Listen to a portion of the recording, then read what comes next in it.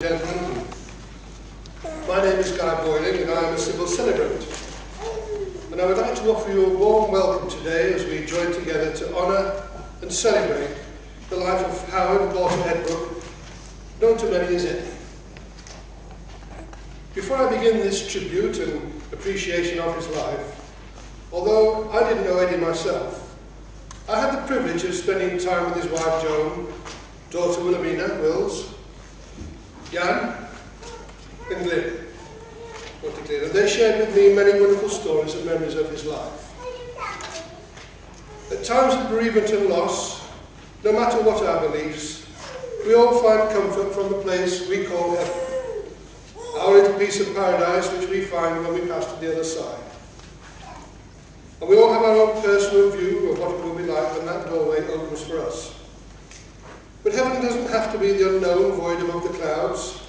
It can be whatever and wherever you want it to be. The place where you feel closest to Eddy, and you feel his love and his warmth closest to you. It may be under the stars in the stillness of the night, by a river, on the tarmac at an airport, freshly baked bread, perhaps a special piece of music, or simply in the early morning sunshine that streams through your window, reminding us that the light of day always follows the darkness of night. But the place you will always find Eddy is right here in your mind and in your heart. One thing we can be sure of today is that Eddy would not want any of the people that he knew and cared about most in the world to be mourning his death rather than celebrating his life. And he certainly would not want any of you to remember him with sadness, but rather with love, with a smile, and with a laugh, and with thoughts of all the good and the happy moments in his life. As we reflect on Eddy's life, it's easy just to remember the most recent part, whilst he's been ill. But today we want to remember the whole of his life and everything that made him. Eddy was born on September the 25th, 1927 in Cardiff. The same year Cardiff won the FA Cup. He joined his father William, mother Hilda, and elder sister Dorothy, with whom he shared the same birthday, as fate would have it. Eddy went to Moorland Road and St Ilfrid's School in Cardiff until the Luftwaffe made every schoolboy's dream come true and bombed his school that night.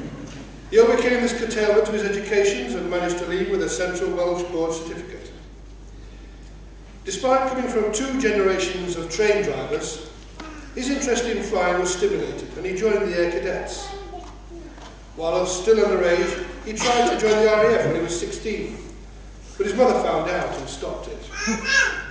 He did, however, go to night school to improve his mathematics, as he was determined to work with aircraft, and maths was essential in that business, especially in engineering.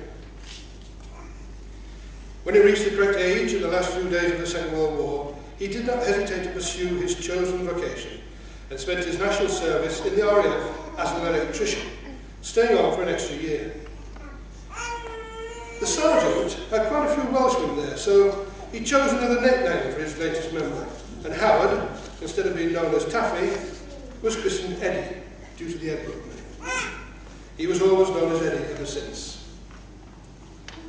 As an aircraft engineer, he took a one-month contract with Skyways and was involved in the Berlin airlift, maintaining their Avro York aircraft. He stayed for 5 years. For a while, Eddy did consider settling permanently in Germany, but in Hanover, in 1956, he met Doris Jean Langelier, a stewardess flying for BEA. 1 year later, they were married. So smitten with Joan was he that after 50 years of marriage, Eddy could still remember the dress Joan was wearing the first time he laid eyes on her. His career as an aircraft engineer continued with BEA, where he was a line engineer, and moved to Gatwick to join a fledgling BEA subsidiary, Air Tools, where he stayed for 27 years, eventually being made redundant in 1982 at the age of 55. By this time he was a master engineer and could sign out any aircraft. As many of you are probably aware, aviation is a very difficult trade to get out of your system, and he was bound to return to the airport before long. To occupy his time, Eddy took a job in security around the retail outlets, before being offered a summer season post as an immigration officer. The next year, he was joined by Joan, and then stayed for a further 10 years at the airport until he retired for good. Eddy and Joan had 3 children, Wills, Jan and Lynn. He finally became a very proud grandfather when Hannah arrived in 1997, followed by Jasper in 1999 and Isaac in July this year. There will be an opportunity for everybody to tell us more about Eddy, one of life's true gentlemen, when we gather again across the road in Heathey Farm after this service. But in the meantime, let's sing the hymn, "The Lord is my shepherd," the words for which are in the order of service. Please stand.